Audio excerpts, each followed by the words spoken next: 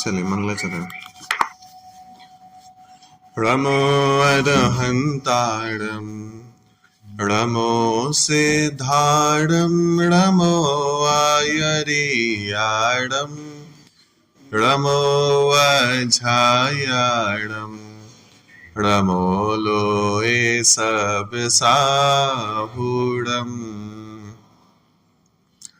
मंगलम भगवान वीरो मंगलम गौतमो गणी मंगलम कुंद कुंदार्यो जैन धर्मोस्तु मंगलम सर्वमंगल मांगल्यम सर्वकल्याणकारकम प्रधानम सर्वधर्माणां जैनम जयतु शासनम जैनम जयतु शासनम। वंदे तु सर्वसिद्धे ध्रुवमचल मनोभवं गदिं पत्ते वोच्छामि समय पाहुड मेड़मो सुद केवली भड़िदम।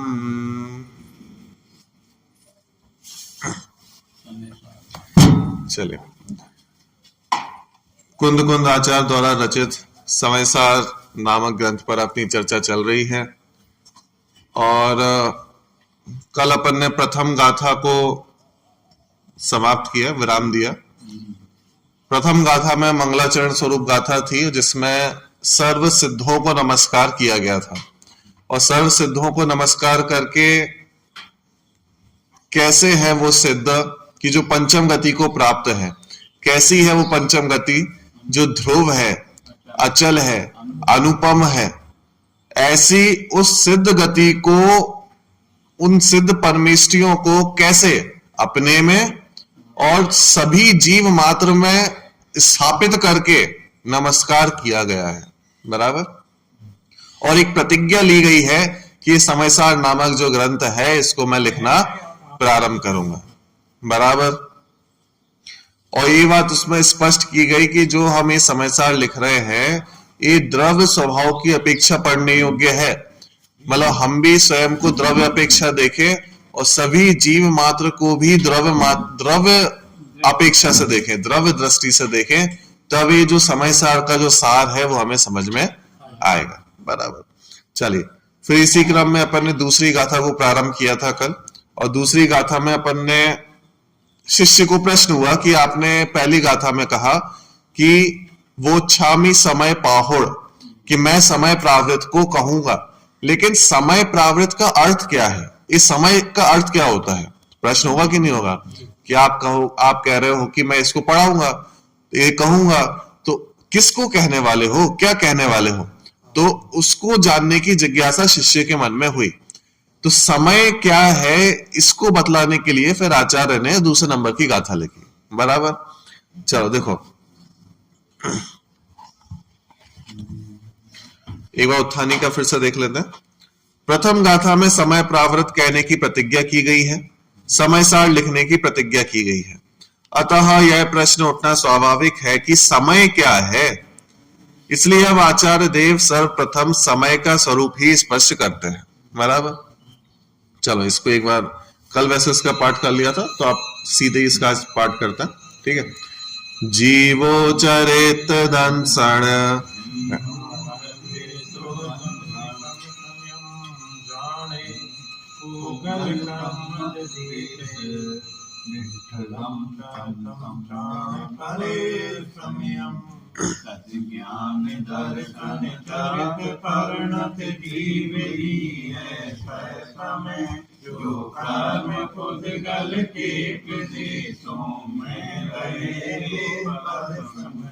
बराबर। तो प्रश्न ये किया था कि भाई साहब समय क्या है, और आचार्य ने उत्तर कैसे दिया कि इसे स्वसमय कहते हैं, इसे पर समय कहते हैं। तो भाई साहब हमने तो समय पूछा था और आपने तो उनके भेद बतला दिए।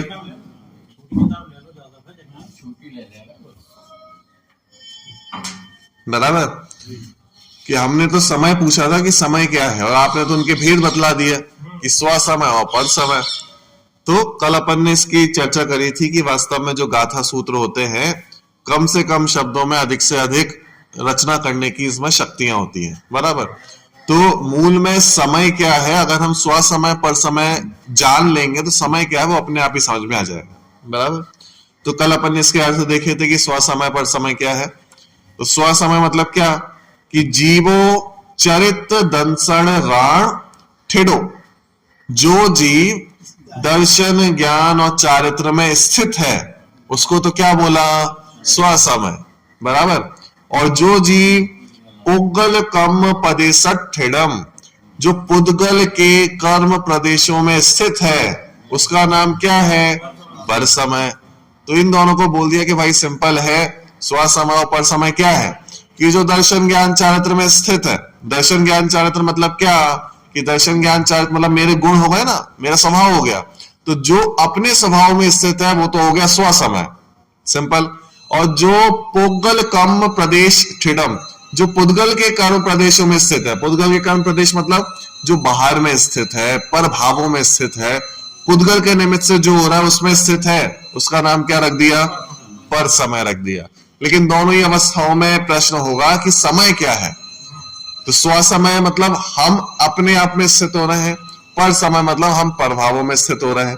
तो दोनों में हम कॉमन है कि नहीं है, हम तो है, उसी का ही नाम समय है। बात समझ में आई। तो समय माने आत्मा, समय का जो शब्द समय को जो अर्थ किया है उसका मतलब है आत्मा, ठीक है। और कैसी आत्मा, कि प्रत्येक आत्मा। एक शब्द जब अपना चंद्राचार्य देव ने कलश लिखे ना प्रारंभ में, तो उन्होंने प्रत्येक आत्मा शब्द का प्रयोग किया था। प्रत्येक आत्मा क्या होती है, प्रत्येक आत्मा कल भी चर्चा की थी अपन ने। प्रत्येक आत्मा का अर्थ क्या है, कल अपन ने चर्चा की थी कि जो द्रव्य कर्म, भाव कर्म और नौ कर्म, इन तीनों प्रकार के कर्मों से रहित हो उसे कहते हैं प्रत्येक आत्मा। यानी एकदम शुद्ध स्वरूप है जिसका, मतलब हम एक ऐसे व्यक्ति को खड़ा कर रहे हैं जो द्रव्य कर्म भी नहीं है जिसके पास भाव कर्म भी नहीं है और जिसके पास नौ कर्म भी नहीं है, मतलब सबसे रहित एक जो शुद्ध आत्मा है उसका नाम है प्रत्येक आत्मा। अब एक प्रत्येक आत्मा अगर अपने में लीन है तो वो कहलाएगी स्व समय। अगर ये प्रत्येक आत्मा पर भावों में लीन हो जाएगा तो वही कहलाएगा पर समय। बात समझ में आ गई। तो यही शिष्य का प्रश्न था, उसको लेते हुए आचार्य ने गाथा लिखी और फिर उसका विवेचन किया। अब देखो, जो जीव दर्शन ज्ञान चारित्र में स्थित है उसे स्व समय जानो, और जो जीव उद्गल कर्म के प्रदेशों में स्थित है उसे पर समय जानो। ठीक है, ये तो सामान्य अर्थ किया। अब देखो वही बात यहां पे फिर से कह रहे हैं, स्वभाव में स्थित जीव स्व समय है और परभाव में स्थित जीव पर समय है। स्व समय और पर समय दोनों अवस्थाओं में व्यापक प्रत्येक आत्मा समय है। बात समझ में आ गई कि स्व समय क्या, कि जो अपने में लीन है, स्वभाव में लीन है वो तो स्व समय, और जो पर भावों में लीन है वो पर समय। लेकिन इन दोनों ही अवस्थाओं में एक चीज कॉमन है, समय तो कॉमन है ना। तो समय मतलब हो गया प्रत्येक आत्मा, और प्रत्येक आत्मा का अर्थ पहले अपन करके आ चुके हैं, जो द्रव्य कर्म, भाव कर्म और नौ कर्म से रहित हो उसका नाम क्या है, उसका नाम है प्रत्येक आत्मा, यानी शुद्ध आत्मा, एकदम शुद्ध आत्मा, बराबर। चलो, मूल गाथा में तो स्व समय और पर समय को ही परिभाषित किया गया है, पर आचार्य अमृत चंद्र और जय सेन पहले समय का स्वरूप स्पष्ट करते हैं, उसके बाद स्व समय और पर समय को समझाते हैं। समय शब्द का भाव आत्मख्याति में इस प्रकार स्पष्ट किया गया है। ठीक है, तो पहले गाथा में तो अपन देखेंगे तो मूल में स्व समय पर समय ही है, उसके अलावा कुछ नहीं लिखा। लेकिन टीकाकारों ने सबसे पहले समय को समझाया कि समय क्या चीज होती है, और उसके बाद फिर स्व समय और पर समय के भेद किया। ठीक है, तो आचार्य अमृतचंद्र और जयसेन दोनों ने ही अलग अलग अर्थ किए हैं, मतलब एक जैसे अर्थ है लेकिन थोड़ा सा शब्दों में अंतर है। सबसे पहले अपन अमृतचंद्र आचार्य का देखते हैं कि उन्होंने समय शब्द का क्या अर्थ किया है। ठीक है, देखो, समय शब्द सम उपसर्ग पूर्वक अय धातु से बना है। मतलब समय को आप तोड़ोगे ना तो सम और अय ऐसे मिलकर समय बनता है, ठीक है। अय का अर्थ गमन भी होता है और ज्ञान भी होता है। मतलब संस्कृत में जितनी ज्ञानार्थक धातुएं होती हैं वो सारी गमनार्थक भी होती हैं। मतलब संस्कृत में जिन जिन शब्दों का अर्थ ज्ञान है उनका अर्थ गमन भी होता है। मतलब आप कुछ बोलोगे ना कि भाई जैसे गाय है तो वो गमन कर रही है, तो उसमें गच्छति शब्द का प्रयोग होगा, तो वही उसका अर्थ जानना भी हो सकता है कि गाय जान रही है, व्यक्ति जान रहा है, व्यक्ति गमन कर रहा है, तो दोनों अर्थ उसमें से निकाले जा सकते हैं। ऐसे ही समय है, तो समय का मतलब अय धातु जो है ना वो ज्ञान के अर्थ में भी होती है और गमन के अर्थ में भी होती है, तो दोनों का अर्थ अपन यहाँ पे स्पष्ट करेंगे। देखो,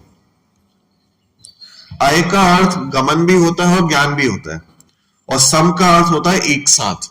सम बोलते हैं ना, सम मतलब एक साथ, तो एक साथ जानना और एक साथ गमन करना, ऐसे दो अर्थ इसमें से निकल सकते हैं।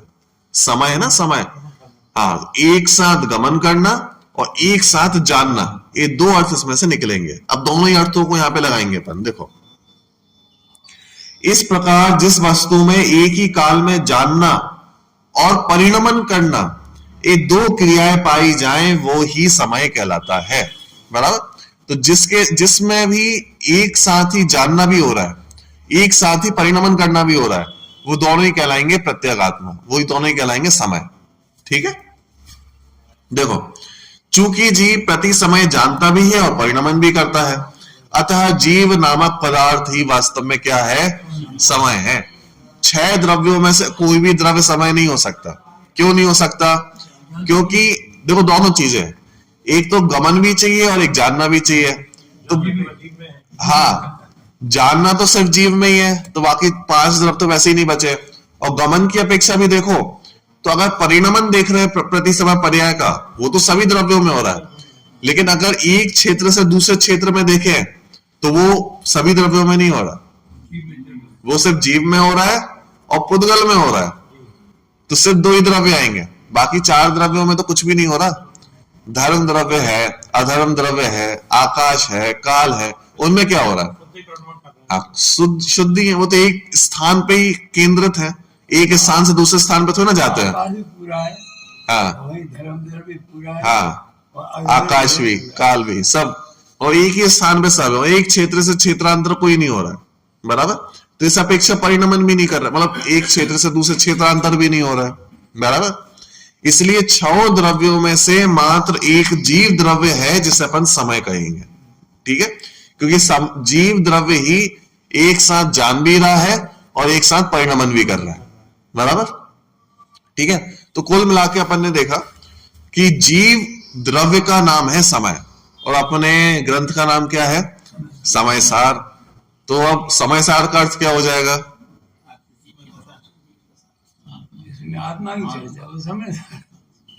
कि भाई समय का अर्थ तो हो गया जीव द्रव्य, आत्मा, और समय सार क्या हो जाएगा? कि भाई किसी का भी सार क्या होता है, निचोड़ क्या होता है उसका। कि जैसे मैं कहूं कि भाई आप फल लेके आए और फल का सार क्या हो गया कि आपने पूरा उसमें से रस निकाल लिया, निचोड़ निकाल लिया, तो वो आपका सार हो गया। बात समझ में आई कि नहीं? ऐसी समय है। अब समय मतलब क्या हो गया? आत्मा, और उसका सार निकालना है। तो सार मतलब क्या? कि सार मतलब हो गया शुद्ध आत्मा, कि जो आप उसमें से निचोड़ निकालोगे। तो समय सार का अर्थ हो गया शुद्ध आत्मा। बात समझ में आई कि नहीं? समय अर्थात हो गया जीव द्रव्य, सामान, और उसमें से शुद्ध आत्मा जो अपन को निकालना है, समय सार। ग्रंथ का नाम मात्र समय नहीं है, समय का सार है। हमें समय का सार चाहिए, मतलब मूलभूत, हाँ, शुद्ध आत्मा चाहिए हमें। तो समय सार का अर्थ हो गया शुद्ध आत्मा। बात समझ में आई? देखो इसमें आएगा भी, इसमें भी आएगा। देखो कहां तक हो गया? चूंकि जीव प्रति समय जानता भी है और परिणमन भी करता है, अतः जीव नामक पदार्थ ही क्या है? समय। तो सामान्य जीव, एक जीव सामान्य को अपन यहाँ पे समय कहा, ठीक है। लेकिन ये जीव सामान्य कैसा है? प्रत्येक आत्मा वाला। अभी इसमें अपन को कुछ मेल कुछ नहीं करना है, द्रव्य कर्म, भाव कर्म, नौ कर्म सबसे रहित करना है, ठीक है। चलो, वह समय नामक जीव पदार्थ परिणमनशील होने से उत्पाद व्यय द्रव्य की एकता रूप अनुभूति लक्षण वाली सत्ता से युक्त है। तो अभी ये जो पूरी टीका चल रही है किसकी चल रही है? अमृतचंद्राचार्य की। ठीक है, तो अमृतचंद्राचार्य के अपन वचन पढ़ रहे हैं। ठीक है, देखो वह समय नामक जीव, अब वो कैसा है देखो, वह समय नामक जीव पदार्थ परिणमनशील है सबसे पहले तो, और परिणमनशील है तो क्या होगा कि जब भी द्रव्य परिणमनशील होता है तो उसके अंदर तीन चीजें होती हैं, उत्पाद होगा, व्यय होगा और द्रव्य होगा। इनमें से एक को भी हटा लोगे तो बड़ी संकट आ जाएगी। क्या संकट आ जाएगा? उत्पाद हटा दिया आपने तो क्या होगा? सिद्ध नहीं होगी, वस्तु सिद्ध नहीं होगी। हेलो, और क्या होगा? उत्पाद ही हटा देंगे तो वस्तु आगे कैसे बढ़ेगी? नवीन पर्याय का उत्पन्न ही नहीं होगा भाई। 10वीं पर्याय तक आपने उत्पाद किया और 10वीं पर्याय के बाद आपने उत्पाद खत्म ही कर दिया तो वस्तु ही समाप्त हो जाएगी। वस्तु ही समाप्त हो जाएगी, आगे कैसे पढ़ पाएगी? बात समझ में आएगी नहीं। व्यय समाप्त कर दिया तो उत्पाद क्या होगा? बात समझ में आएगी नहीं। व्यय ही नहीं होगा तो वस्तु पर्याय हमेशा खड़ी रहेगी एक जैसी, वही पर्याय खड़ी रहेगी, तो पर्याय चेंज ही नहीं होगी। और ध्रुव ही नहीं हुई वस्तु तो क्या होगा? वस्तु ध्रुव ही नहीं होगी तो हर समय उत्पन्न होकर हर समय खत्म हो जाएगी। तो अगर मैं 10 मिनट पहले कुछ और था, 10 मिनट बाद अभी कुछ कोई नया हूं, मैं वही का वही नहीं हूं। क्यों? क्योंकि पहले कोई और होता, अब मैं कोई और हूं, क्योंकि ध्रुव ही नहीं बचा ना कुछ। बौद्ध मत का प्रसंग है। हाँ, बौद्ध ऐसे ही मानते हैं, बौद्ध ध्रुव को नहीं मानते, वो क्षण वंगुर पर्याय को मानते हैं कि उत्पाद और व्यय, ध्रुवता नहीं मानते। तो वो क्या मानते हैं कि 5 मिनट पहले आप कुछ और थे, कोई और थे, कुछ और नहीं, कोई और थे, अब कोई और हो। बात समझ में आएगी नहीं। तो ध्रुवता नहीं मानते। चलो, इसलिए अगर हम परिणमनशील हैं तो उत्पाद व्यय द्रव्य वाले हैं। ठीक है, तो उत्पाद व्यय द्रव्य की एकता रूप अनुभूति लक्षण वाली सत्ता से युक्त है। तो आप देखो, सत्ता जब भी अनुभूति होती है ना तो एक सत्ता का ज्ञान होता है, सत्ता की अनुभूति होती है। तो यहां पे बोला वो सत्ता किससे मिलके बनी है? सत्ता मिलके बनी है उत्पाद व्यय द्रव्य से, यानी इन तीनों की जो एकता होगी उसका नाम है सत्ता।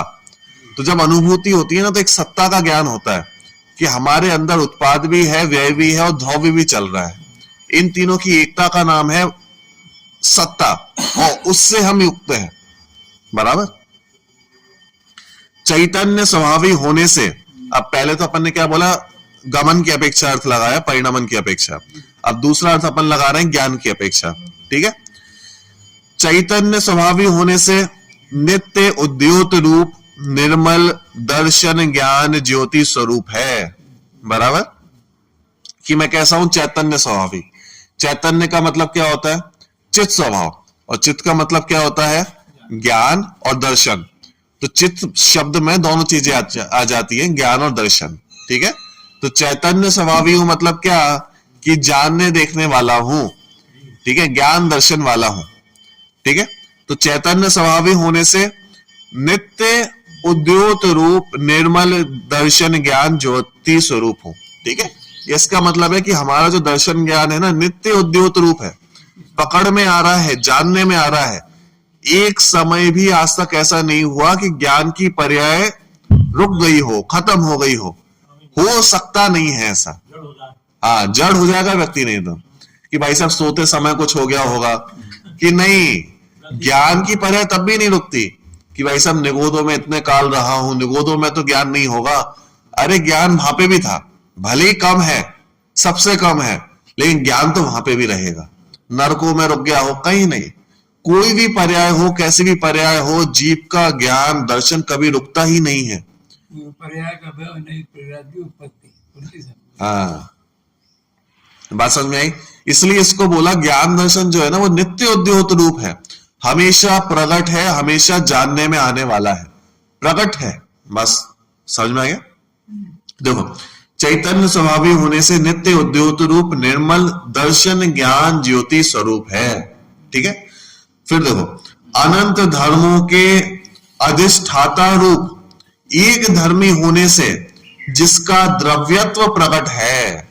अभी किसके विशेषण बतला रहे हैं सब? समय के, जीव द्रव्य के, कि जीव कैसा है। कि सबसे पहले सत्ता बतलाई कि जीव में उत्पाद व द्रव्य होता है, फिर बताया कि उसमें परिणमन वो कैसा है, उसका लक्षण बताया कि ज्ञान दर्शन वाला है, चैतन्य स्वभावी है। अब क्या बतला रहे हैं कि भाई साहब सिर्फ ज्ञान दर्शन ही नहीं है, कि भाई साहब आप मान लो कि सिर्फ ज्ञान दर्शन होंगे, अनंत धर्म है उसके अंदर। एक जीव द्रव्य के अंदर अनंत धर्म है, अनंत गुण है, अनंत गुणों से संपन्न है। तो अनंत धर्मों के अधिष्ठाता रूप एक धर्मी होने से जिसका द्रव्यत्व प्रकट है, यानी द्रव्य है। और द्रव्य कैसा होता है कि द्रव्य गुणों का पिंड होता है।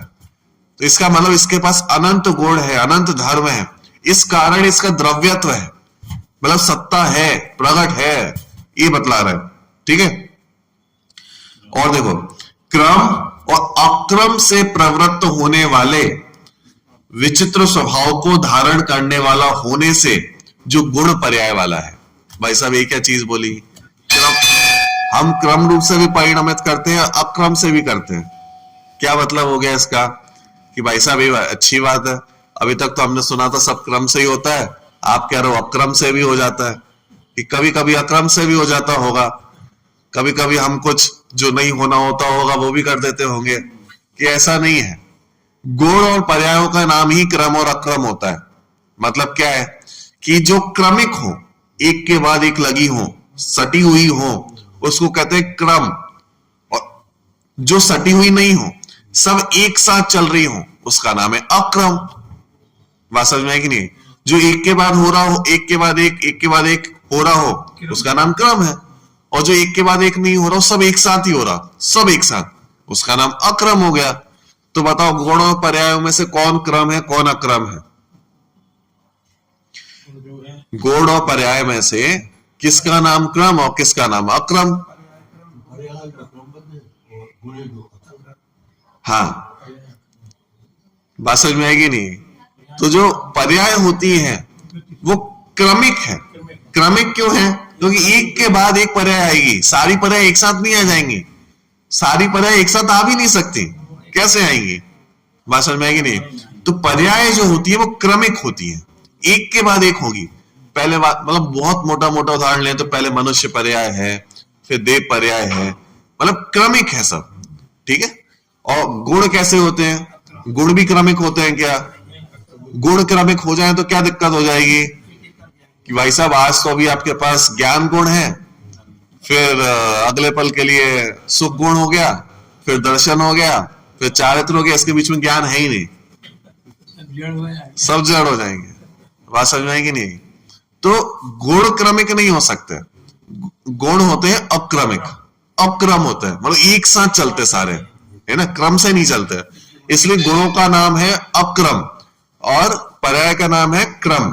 ठीक है। अब देखो इसको, क्रम और अक्रम से प्रवृत्त होने वाले विचित्र स्वभाव को धारण करने वाला होने से जो गुण पर्याय वाला है, यानी इसको विचित्र स्वभाव वाला बोला कि भाई साहब ये सामान्य चीज नहीं है, गुण क्रम और अक्रम दोनों से प्रभावित हो रहा है। अब किसी को समझाओ कि भाई साहब क्रम अक्रम कैसे, कि इसी को स्यादवाद भी कहते हैं। पहले स्यादवाद है कि नहीं है? कि कोई कहे कि नहीं वस्तु कैसी, कि क्रमिक है कि अक्रमिक है, तो हम बोलेंगे क्रमिक भी है अक्रमिक भी है।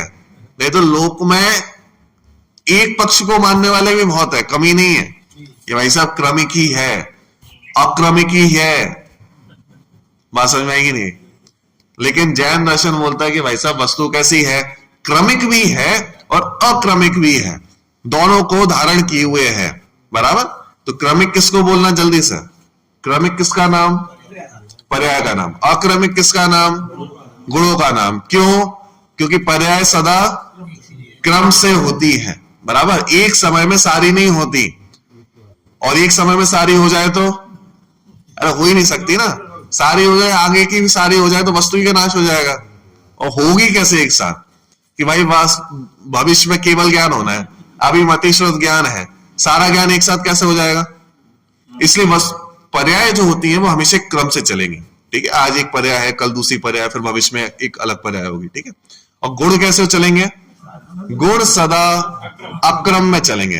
तो अक्रम का मतलब ऐसा नहीं कि कोई क्रम नहीं है, मतलब जैसे अपन अक्रम का अर्थ समझते हैं लोक में कि भाई साहब कुछ भी हो रहा है, ऐसा नहीं। अक्रम का मतलब है कि एक के बाद एक नहीं है, सब एक साथ है, बराबर। इसी को अपन ने बोला अक्रम। समझ में आ गया? देखो, क्रम और अक्रम से प्रवृत्त होने वाले विचित्र स्वभाव को धारण करने वाला होने से गुण पर्याय वाला है, और ये मेरा विचित्र स्वभाव है। बात समझ में आएगी नहीं? हर द्रव्य का एक विचित्र स्वभाव है, और विचित्र स्वभाव को मतलब कल्पना करो कि सिर्फ जैन दर्शन बोल रहे हैं कि ऐसा विचित्र स्वभाव है, कोई दर्शन इसको मानने को तैयार नहीं है कि द्रव्य में उत्पाद व ध्रुव एक साथ हो रहे हैं। बात समझ में आ गई? चलो देखो, स्व पर के प्रकाशन में समर्थ होने से समस्त पदार्थों को प्रकाशित करने वाली एक रूपता प्राप्त की है जिसने। ठीक है, बहुत सारे विशेषण, और सारे विशेषण किसको समझा रहे हैं कि समय नामक पदार्थ को। और समय मतलब क्या कि सब अपने ऊपर लगाते जाना, क्योंकि हमारी प्रतिज्ञा है ना पहले सूत्र में, और फिर अमृतचंद्र आचार्य ने भी पहले प्रतिज्ञा करवाई है। क्या प्रतिज्ञा करवाई है? कि हमें अपने आप की खोज करनी है, बराबर।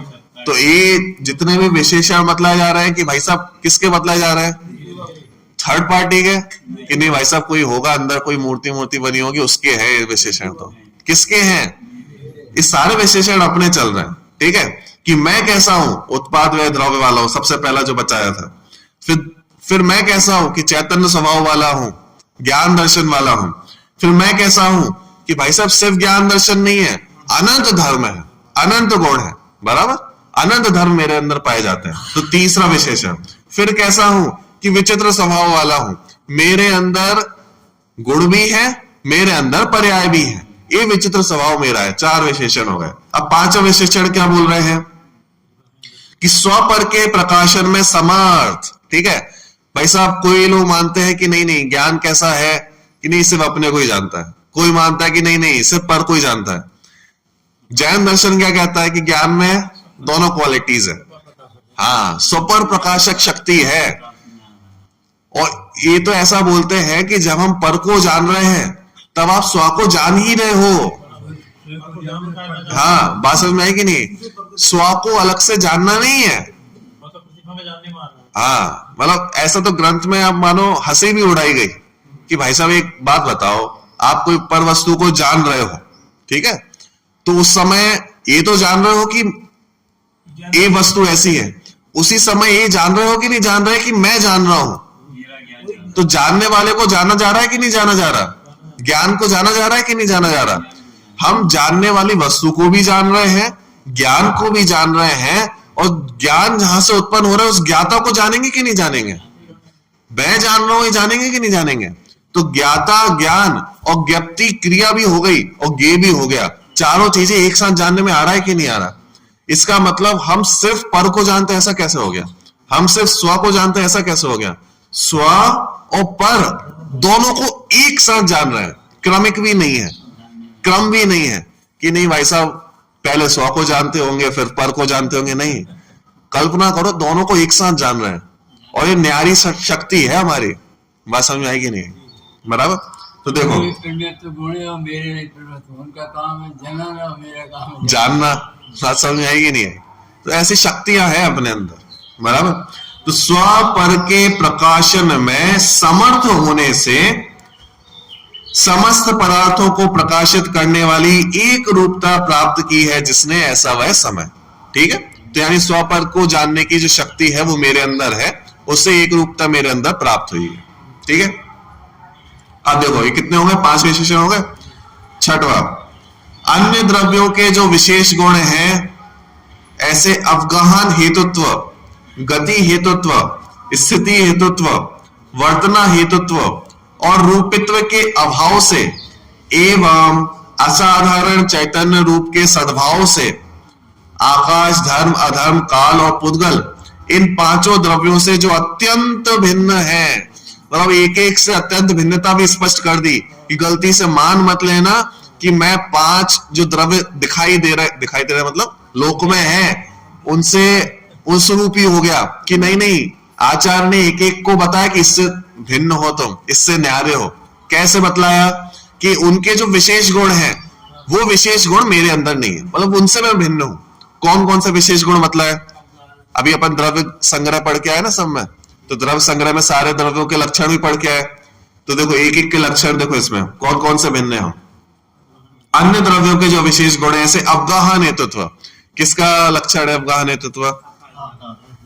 आकाश द्रव्य का है, क्योंकि आकाश द्रव्य में क्या है? अवगाहन देने की शक्ति है। कौन अवगाहन देता है? आकाश द्रव्य। तो अवगाहन हेतुत्व लक्षण वाला ऐसे आकाश द्रव्य से मैं भिन्न हूं, बराबर। अब देखो दूसरा, गति हेतुत्व, किसका लक्षण है गति हेतुत्व? धर्म का कि अधर्म का? धर्म द्रव्य का। तो गति हेतुत्व ऐसे धर्म द्रव्य से मैं भिन्न हूं, बराबर। चलो तीसरा, स्थिति हेतुत्व, किसका लक्षण है? बराबर। स्थिति हेतुत्व लक्षण वाले ऐसे अधर्म द्रव्य से मेरा स्वरूप कैसा है? न्यारा है। चलो चौथा, वर्तना हेतुत्व।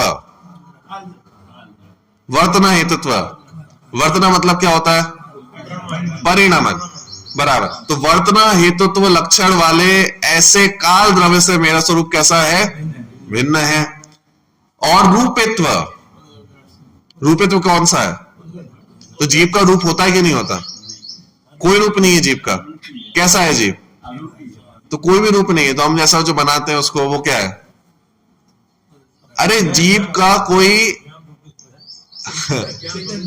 हाँ, उसको चैतन्य रूप तो बोल सकते हैं, ज्ञान रूपी बोल सकते हैं, लेकिन वास्तव में चेतन को है उपयोग रूप, हाँ, अनुभव उपयोग रूप बोल सकते हो। वास्तव में क्या है? रूप जो होता है ना, रूप में चार चीजें होती है। रूप शब्द जो बनना है वो चार चीजें हैं, स्पर्श, रस, गंध, वर्ण। जिसके अंदर भी स्पर्श, रस, गंध, वर्ण पाए जाते हैं उसे रूपी बोला जाता है। तो रूपी होने के लिए आपको चार चीजें चाहिए, स्पर्श, रस, गंध, वर्ण। अब बताओ आत्मा का कैसा स्पर्श है? ठंडा, गरम? कुछ तो होता होगा कि नहीं भाई साहब उसमें कोई स्पर्श ही नहीं है। कोई रस तो होता होगा, कुछ मीठा मीठा सा लगता होगा कि नहीं भाई साहब उसमें कोई रस भी नहीं है। कोई तो गंध आती होगी, खुशबू आती होगी, महक आती होगी, कोई उसमें गंध भी नहीं है। तो स्पर्श, रस, गंध, वर्ण कि भाई साहब अंदर देखते हैं तो थोड़ा काला काला सा तो दिखता है, वो जब अंदर जाए तो थोड़ा सफेदी रोशनी तो आती है, कि नहीं भाई साहब उसका कोई रंग भी नहीं है। तो कैसा है? ना स्पर्श है, ना रस है, ना गंध है, ना वर्ण है। किसके पास पाए जाते हैं चारों चीजें? पुद्गल द्रव्य के पास। इसलिए पुद्गल कहलाता है रूपी और जीव द्रव्य कहलाता है अरूपी। इसलिए यहां पे कहा कि ऐसे पांचों द्रव्यों से भिन्न मेरा स्वरूप है। इसमें जीव द्रव्य की सत्ता भी स्थापित करी और ये भी बतलाया कि उन सभी द्रव्यों से भिन्न मैं हूं, उसका अनुभव करना है, बराबर। देखो फिर से, अन्य द्रव्यों के जो विशेष गुण हैं, ऐसे अवगाहन हेतुत्व, गति हेतुत्व, स्थिति हेतुत्व, वर्तना हेतुत्व और रूपित्व के अभाव से एवं असाधारण चैतन्य रूप के सद्भाव से, कि भाई वो नहीं है, उनके सारे गुण नहीं है, तो अपने अंदर कुछ है कि नहीं है?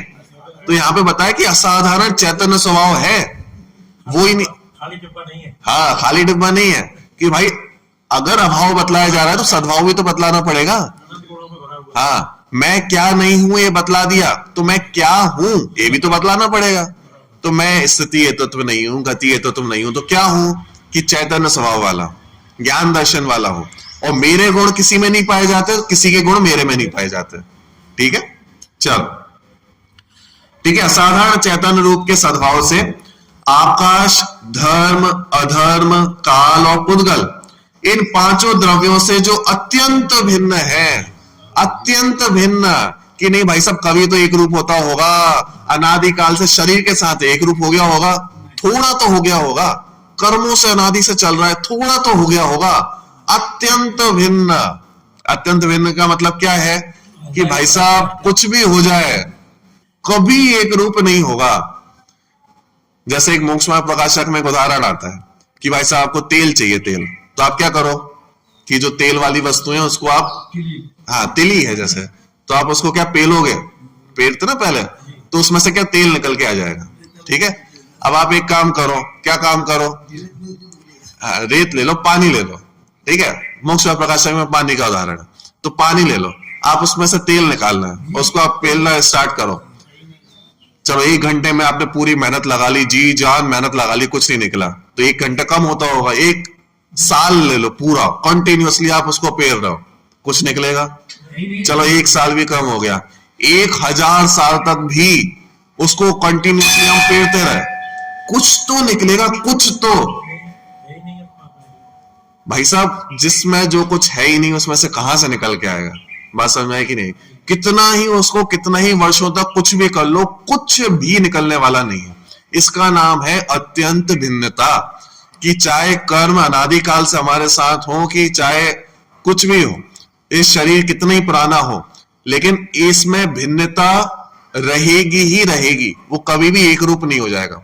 पुद्गल जीव रूप नहीं हो जाएगा, जीव पुद्गल रूप नहीं हो जाएगा। इसका नाम है अत्यंत भिन्नता। बात समझ में आ गई?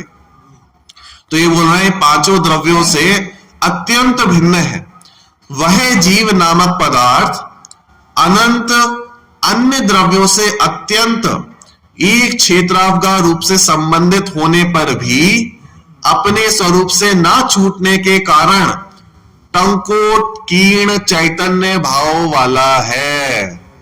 कि भाई साहब भले 5 द्रव्य 6 द्रव्य, आप एक प्रश्न है कि भाई साहब ये उंगली का जो ऊपर वाला हिस्सा है इसमें कितने द्रव्य हैं? कि नहीं यहां पे तो सिर्फ आकाश ही दिख रहा है और तो कुछ दिख नहीं रहा।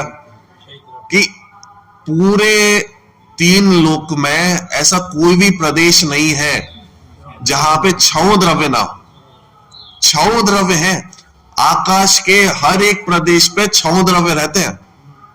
तो यहां पे भी जो है ना 6 द्रव्य है। आकाश तो है ही, धर्म अधर्म और काल द्रव्य, हाँ हर एक प्रदेश पे है, बराबर। और जीव द्रव्य, कि भाई साहब वो तो त्रसनाड़ी में रहते हैं ना, कि नहीं त्रसनाड़ी में तो सिर्फ त्रस रहते हैं, और त्रसनाड़ी के बाहर अनंत निगोदिया जीव भी तो हैं, स्थावर जीव भी तो हैं। बात समझ में आएगी नहीं? तो पूरे 3 लोग में ठसाठस भरे निगोदिया जीव। बात समझ में आ गई? तो जीव हो गया पुद्गल, पुद्गल तो हर जगह ही है, ठीक है, जीव से अनंत गुणा है पुद्गल। तो जीव पुद्गल धर्म अधर्म आकाश काल ये 6 द्रव्य हर एक प्रदेश पे है, ठीक है। इसका मतलब कहना क्या चाहते हैं कि हमारे बीच में और 6 द्रव्यों के बीच में एक क्षेत्रावधा संबंध होता है। एक क्षेत्रावधा संबंध मतलब क्या होता है? कि एक क्षेत्र में रहने की योग्यता है सभी में, और एक क्षेत्र में रहते हैं इसलिए एक क्षेत्रावधा संबंध है। हाँ, जीव पुद्गल इनमें। लेकिन ऐसा होने पर भी जैसे कमल का पत्ता होता है, तो कमल के पत्ते को आप क्या करो कि पानी में डुबो दो, तो पानी में रहता हुआ भी एक क्षेत्र का संबंध होने पर भी कैसा है कि जब भी उसको निकाल के देखोगे तो एक बूंद भी उसमें भीगा हुआ नहीं दिखेगा, वो एकदम साफ का साफ सूखा का सूखा निकल के आएगा। बात समझ में आएगी नहीं? ऐसे ही 6 द्रव्य मिले हुए दिखाई दे रहे हैं, सब कुछ दिखाई दे रहा है, लेकिन उसका एक द्रव्य भी एक द्रव्य दूसरे द्रव्य रूप नहीं हुआ, सब भिन्न भिन्न है। बात समझ में आ गई? तो एक क्षेत्र आपका संबंध यही कहता है कि एक क्षेत्र में भले ही रह रहे हो लेकिन फिर भी एक द्रव्य दूसरे द्रव्य रूप नहीं होगा, सब भिन्न भिन्न रहेंगे, बराबर। तो वह जीव नामक पदार्थ अनंत अन्य द्रव्यों से अत्यंत एक क्षेत्रावगा रूप से संबंधित होने पर भी अपने स्वरूप से ना छूटने के कारण कैसा है? टंकोत्कीर्ण चैतन्य स्वभाव वाला है। टंकोत्कीर्ण बहुत प्यारा शब्द है, टंकोत्कीर्ण। हाँ, टाके में उत्कीर्ण किया हुआ। जैसे आप वहां पे जाओ ना, कहां पे, साउथ में, तो साउथ में क्या है कि भद्रबाहु स्वामी की जीवन गाथा है और एक शायद किसकी, उसमें पूरा वो पट्टावली बनी हुई है वहां पे कि इनकी यात्रा बनी हुई है। चंद्रगुप्त की भी बने हुए 16 सपने बने हुए हैं वहां पे, सब कुछ बने हुए हैं। और वहां पे बहुत सारे पर्वतों पे आपको टंकोत्कीर्ण रूप से प्रतिमाएं मिल जाएंगी। मतलब वहां पे पूरा एरिया ऐसा है, आप जहां जाओगे ना वो एरिया पूरा, तो हर दूसरे पत्थर के ऊपर आपको वो टंकोत्कीर्ण दिख जाएंगे। हाँ, तो वहां पे वो जो पूरा एक अलग से एक एरिया है भद्रबाहु स्वामी और फिर वो उनका सबका बना हुआ है जहां पे उनका पूरा जीवन वृत्तांत बना हुआ है, टाके से उत्कीर्ण किया हुआ। तो उनको ऐसे देख के लगता है कि मानो जीवन वृत्तांत ही सामने दिखाई दे रहा हो, पूरा का पूरा, मतलब बहुत सुंदर दिखाई देता है। तो ऐसा मानो कि हमारा पूरा जो स्वभाव है एकदम टाके से उत्कीर्ण किया हुआ है। और टाके से उत्कीर्ण करने का मतलब क्या है? ठोस है। ऐसा नहीं है कि भाई साहब कल कुछ हो गया तो चलायमान हो जाएगा, परिवर्तित हो जाएगा, ऐसा नहीं है। टाके से उत्कीर्ण मतलब एकदम सूक्ष्म स्वभाव है मेरा, परिवर्तनशील नहीं है ऐसा सामान्य रूप से कि आज तो चैतन्य स्वभाव वाला है, कल परिवर्तित होकर कुछ दूसरा हो जाएगा, कि नहीं, एकदम ठोस, कभी चलायमान ना होने वाला, उसका नाम है टंकोत्कीर्ण। बराबर। तो मेरा स्वभाव क्या है? टंकोत्कीर्ण है। ठीक है, ये अंतिम पैराग्राफ ले लेते हैं, फिर कल चर्चा करेंगे। ठीक है। ऐसा जीव नामक पदार्थ ही क्या है? समय है। जब यह समय जीव सब पदार्थों को प्रकाशन करने में समर्थ केवल ज्ञान को उत्पन्न करने वाली भेद विज्ञान ज्योति के उदय से सभी परद्रव्यों से अपनापन तोड़कर अपने दर्शन ज्ञान स्वभाव में है, नियत वृत्ति जिसकी ऐसे आत्म तत्व में एकाकार होकर प्रवृत्ति करता है, तब दर्शन ज्ञान चारित्र में स्थित होने से अपने स्वरूप को एकत्र रूप से एक ही समय में जानता तथा परिणमता हुआ स्व समय कहलाता है। अब पूरा पैराग्राफ एक साथ ही समझना पड़ेगा इसको। और ये क्या है? इन्होंने ऊपर से नीचे लिखा, ये अमृत चंद्र आचार्य की बहुत सुंदर शैली है। आपको इसको समझना है तो नीचे से ऊपर पढ़ना पड़ेगा आपको। वो तो ऊपर से नीचे पढ़ते हुए आए कि भाई अगर आपको लास्ट स्टेज क्या है, आपको केवल ज्ञान की प्राप्ति हो जाएगी। तो केवल ज्ञान की प्राप्ति कैसे होगी? देखो अब देखना, इसको मजे करना है इसको। जब यह समय जीव सब पदार्थों को प्रकाशन करने में समर्थ केवल ज्ञान को उत्पन्न करने वाली, तो लास्ट स्टेज क्या है? केवल ज्ञान। अब आपको केवल ज्ञान चाहिए तो क्या करना पड़ेगा? भेद विज्ञान करना पड़ेगा। चलो भाई साहब भेद विज्ञान पे आ जाओ। अब आपको भेद विज्ञान उत्पन्न करना है तो क्या करो कि अपनापन तोड़ना पड़ेगा सभी पदार्थों में, कि भाई साहब अपनापन तोड़ो। फिर अपनापन कैसे तोड़ोगे? कि भाई साहब ज्ञान दर्शन में एकत्व करना पड़ेगा। तो ज्ञान दर्शन स्वभाव में नियत वृत्ति है जिसकी। अब ज्ञान दर्शन में करें क्या? कि उसमें एकत्व करो, नियत वृत्ति करो। तो ऐसे आत्म तत्व में एकाकार होकर प्रवृत्ति करता है। ठीक है। तब ज्ञान दर्शन ज्ञान चारित्र में स्थित होने से अपने स्वरूप को एकत्र रूप से एक ही समय में जानता तथा परिणमता हुआ स्व समय कहलाता है। बात समझ में आएगी नहीं? मतलब ये पूरी प्रोसेस है इसकी, क्योंकि अपन मूल गाथाओं में तो स्व समय और पर समय की चर्चा है, लेकिन आचार्य अमृत चंद्र और जयसेन आचार्य ने समय को पहले स्पष्ट किया, उसके पश्चात स्व समय और पर समय का भेद किया। बात समझ में आएगी नहीं? तो अभी अपन ने जो देखा, सबसे इतने सारे जो विशेषण बतलाए, इस समय को बतलाने के लिए बताया कि समय क्या है। तो उन्होंने अभी अपन ने देखा ना, समय ये सब विशेषण वाला है, लेकिन समय को अपन ने बोला प्रत्येगात्मा। और प्रत्येगात्मा का अर्थ क्या बताया था? द्रव्य कर्म, भाव कर्म, नौ कर्म, इनसे रहित होता है प्रत्येगात्मा। और वो प्रत्येगात्मा कैसी है? इन गुणों वाली है। अब जब वो प्रत्येगात्मा अपने को देखेगा, स्व समय कहलाएगा। जब वो प्रत्येगात्मा पर भावों को देखेगा, पर समय कहलाएगा। बराबर। चलो इस पैराग्राफ की अपन विशेष चर्चा फिर कल करेंगे।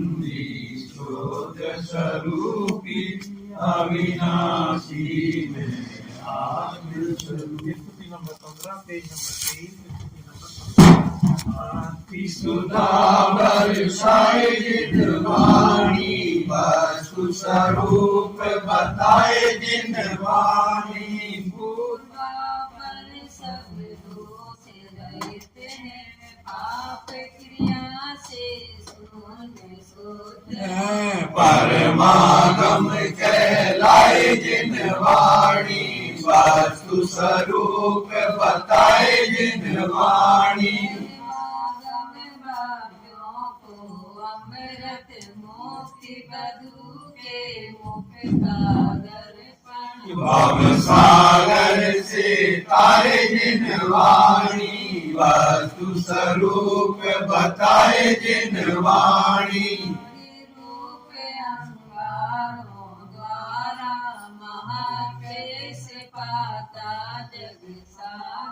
सजल मेघ बरसाए जिन वाणी वस्तु स्वरूप बताए जिन वाणी पिता ज्ञान कराए अचल विमल निज पद दर्शाए सुख सागर लहराए जिन वाणी वस्तु स्वरूप बताए जिन वाणी के ज्ञान से सूझे लोकालोक, तो वाणी न सकन सदा की